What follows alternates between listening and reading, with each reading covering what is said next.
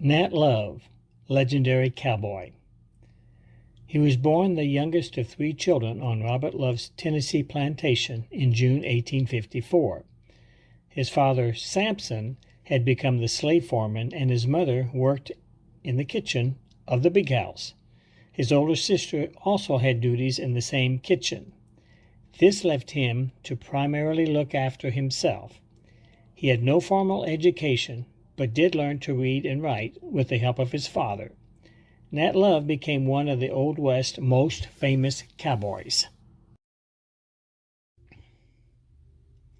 In 1869, at the age of 16, he took that skill and headed west with $50 in his pocket. In Dodge City, Kansas, he asked a trail boss for a job. The Duval Ranch, located in the panhandle of Texas, had just delivered its herd. The boss agreed to hire him only if he could break a horse, the wildest one in the outfit, named Good Eye.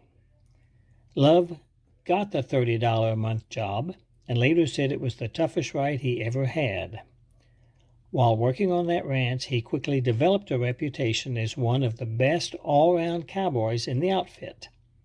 The 16-year-old became a buyer and their chief brand reader. On several occasions, he was sent to Mexico in that capacity and soon learned to speak fluent Spanish. In 1872, he left the Duval Ranch and moved to Arizona to work for the Gillinger Ranch on the Gila River. There he traveled many of the western trails, fighting off hailstorms, Indians, bandits, and rustlers. Love admitted the first time he met hostile Indians, he was too scared to run. During his time on the Arizona ranch, he claimed to have met many of the famous men of the West, such as Pat Garrett, Bat Masterson, and Billy the Kid. On July 3, 1876, Love and the Gillinger Cowboys delivered 3,000 steers to Deadwood, South Dakota. The town was preparing for a 4th of July celebration. One of the organized events was a cowboy contest with a cash prize of $200 to the winner.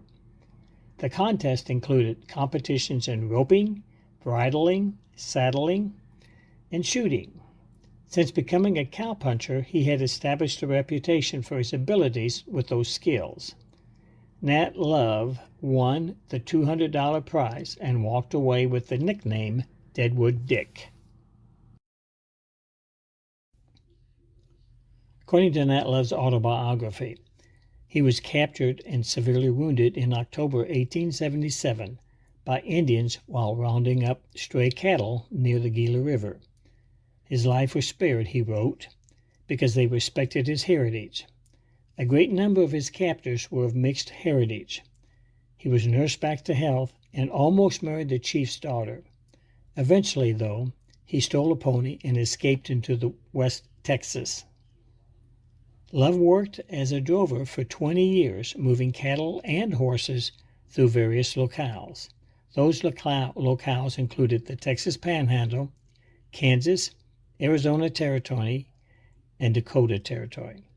He was the first black cowboy to achieve prominence and became known as one of the time's legendary Western figures. In the late 1890s, dime novels were written about a hero named Deadwood Dick. Love claimed those novels were about him. Many of the adventures he related were similar to those of the protagonist in that series. By the 1890s, the Old West had changed. The open land and extensive cattle ranching that Love promoted in his 1907 autobiography had drastically changed. Long cattle drives had become unnecessary because of railroads and fencing off lands. Love retired from cow herding and worked on the railroads as a Pullman sleeping car porter. He had adapted to a new life and gave up riding horses to begin riding trains across America. He worked that job for the next 15 years. This career was almost exclusively occupied by black men and barred him from becoming a more highly paid manager or mechanic on the railroad. Regardless, he expressed no dissatisfaction or resentment about his position.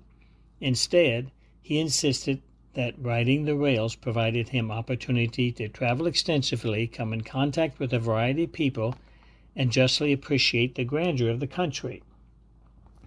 Nat Love wrote about his adventurous lifestyle in his autobiography entitled Life and Adventures of Nat Love, better known in the cattle country as Deadwood Dick, by himself.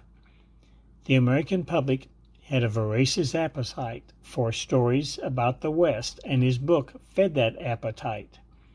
No one knows for certainty how much of the adventures of Nat Love are true or fiction, but he had the ability to tell and write a good story. The American public, after all, was hungry for tales of the West. In 1889, Love married a woman named Alice, and the couple had one child. Nat Love died in 1921 in Los Angeles, California. He was 67.